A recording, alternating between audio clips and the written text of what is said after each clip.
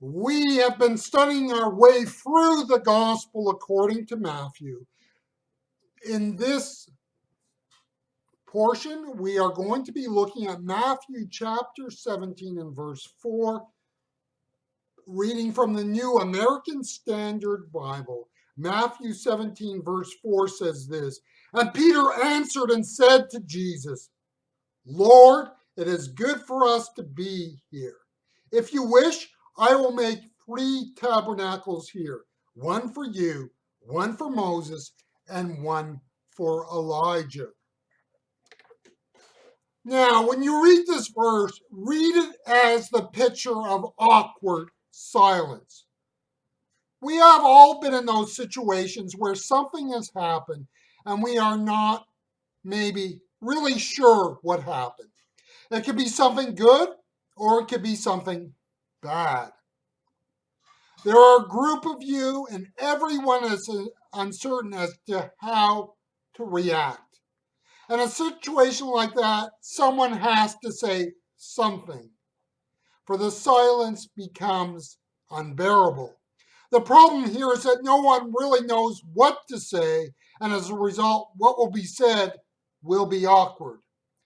Peter is with his mates, and there is that lingering, unbearable silence, and so he says something. And that way, what is said is not meant to be deep or relevant. It is rather something made to be said to deal with the awkwardness of the moment in time. The first problem is that Peter spoke before thinking things through. Peter was the type of person who I surmise did his thinking out loud. Peter was simply trying to process what had happened. The problem is that he would need time to process what had happened. There is a difference between spiritual enthusiasm and a move of God. These two things can be confused and they need to be kept separate. In your life as a Christian, you will go to church services that will wow and amaze you. It is a time when everything seemed to click for you. The music was great, the sermon was great, and the atmosphere of the service was great and powerful. At moments like this, you will feel like you can go through a brick wall for Jesus. Churches can be guilty of using this spiritual enthusiasm to get people to do what the church wants done. Notice we said spiritual enthusiasm. We did not say that this was a move of God.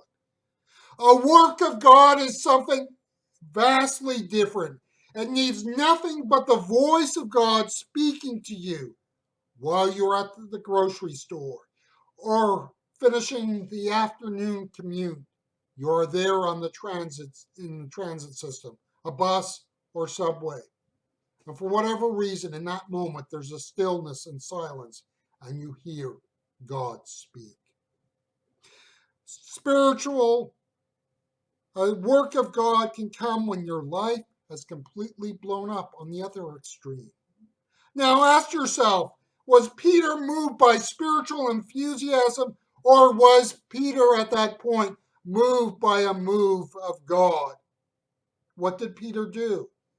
He said to Jesus, maybe we should do such and such. Yes, Peter was caught up in the moment, but notice it did not lead him to ask, what is next, Lord? Spiritual enthusiasm can and will create zeal in the life of the church and for the work of God, but it does so on my terms. A work of God is where I go, what is next, Lord?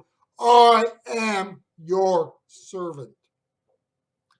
Peter wanted to build a series of monuments to that moment in time. The background for this passage is the Old Testament religious festival called the Festival of Booths or Tabernacles.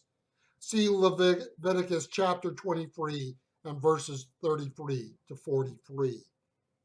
This festival, which was celebrated at harvest time, commemorated the 40-year wilderness wandering of the people of Israel after they left Egypt. The booths or tabernacles were temporary housing structures akin to what people used in the wilderness. A modern parallel would be a pup tent. Think of that. That's kind of the sense. A pup tent is just a small tent, usually one or two persons can sleep in it maximum. Peter was looking backward in time when he needed to be looking forward. Peter was focused on what God had done and not prepared for what God would do. Religious enthusiasm too often tries to do what has been done in the past, whereas a work of God pushes us towards a future that is often uncertain, a future which often calls us to go into the unknown and uncertain. We all love religious enthusiasm. It makes us feel good. A movement of God, that doesn't always make us feel so good, for it calls us to reach out, go forward in faith, and embrace the uncertain, to go where, well, in the words of Star Trek, where no man or no person has gone before, and to boldly go. That is what a movement of God does. Peter and the apostles had a moment of spiritual enthusiasm. This work of God, the movement of God, would come